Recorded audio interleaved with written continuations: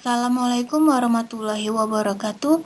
Perkenalkan saya Elsa Manora dengan NIM 2048201012 dari kelas 3A Farmasi. Presentasi ini untuk memenuhi tugas mata kuliah Kimia Farmasi Kualitatif dengan dosen pengampu Hari Ade Putra dengan 3 materi. Materi yang pertama ada sulfonamida. Sulfonamida adalah kemoterapeutik yang pertama digunakan secara sistemik untuk pengobatan dan pencegahan penyakit infeksi pada manusia. Sulfonamida merupakan kelompok obat penting pada penanganan infeksi saluran kemih. Mekanisme kerja dari sulfonamida yaitu untuk mencegah sintesis asam folat dalam bakteri yang dibutuhkan oleh bakteri untuk membentuk DNA dan RNA bakteri. Selanjutnya ada tata nama. Nama umumnya sulfonamid, turunan dari para amino benzen sulfonamid atau sulfonamida. Gugus fungsi sulfonamida merupakan sebuah gugus sulfonat yang berikatan dengan amina. Senyawa sulfonamida adalah senyawa yang mengandung gugus tersebut. Beberapa sulfonamida dimungkinkan diturunkan dari asam sulfonat dengan menggantikan gugus hidroksil dengan gugus amina. Selanjutnya ada golongan sulfonamida. Ada 2 golongan. Yang pertama golongan sulfonamida antibiotik. Contohnya sulfametazol dan sulfacetamid. Golongan yang kedua ada golongan sulfonamida non antibiotik. Contohnya chlortiazid, furosemid, selesosib. Kemudian ada kelarutan golongan sulfonamida. Umumnya tidak larut dalam air, tapi ada kalanya larut dalam air panas. Tidak larut dalam eter dan kloroform. Larut baik dalam aseton, kecuali sulfasuksidin dan L-kosin. Sulfa-sulfa yang mempunyai gugus amin aromatik tidak bebas, akan mudah larut dalam HCl encer.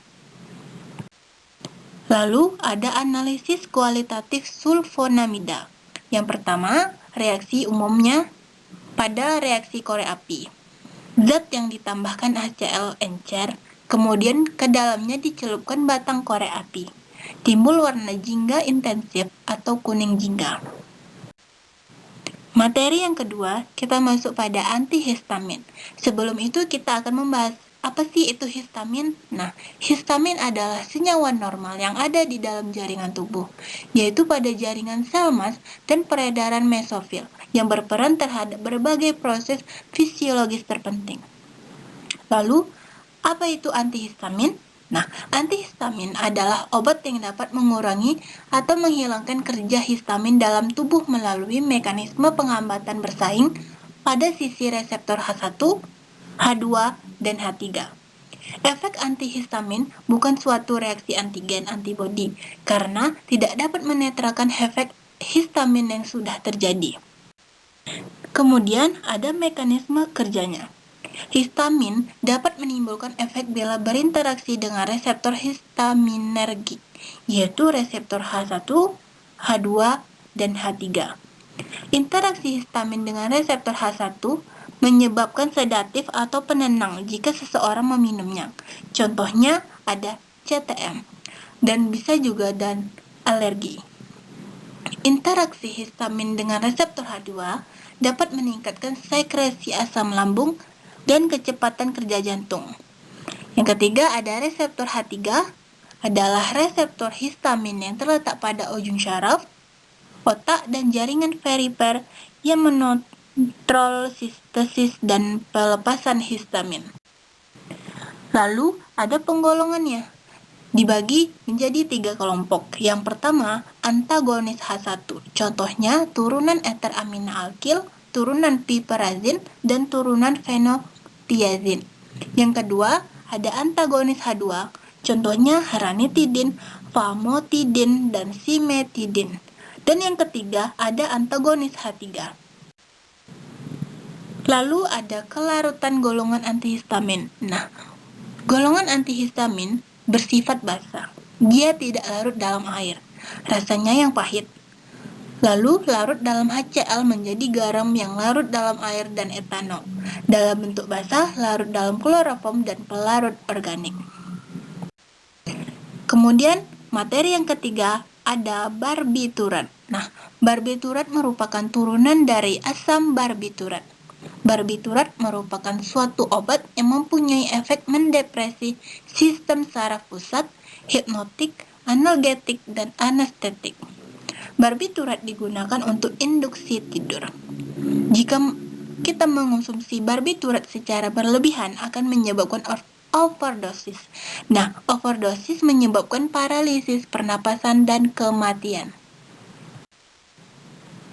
Kemudian, ada sifat fisik dan kimia dari barbiturat. Sifat fisik yang pertama, ada bubuk putih, biasanya berbentuk kristal.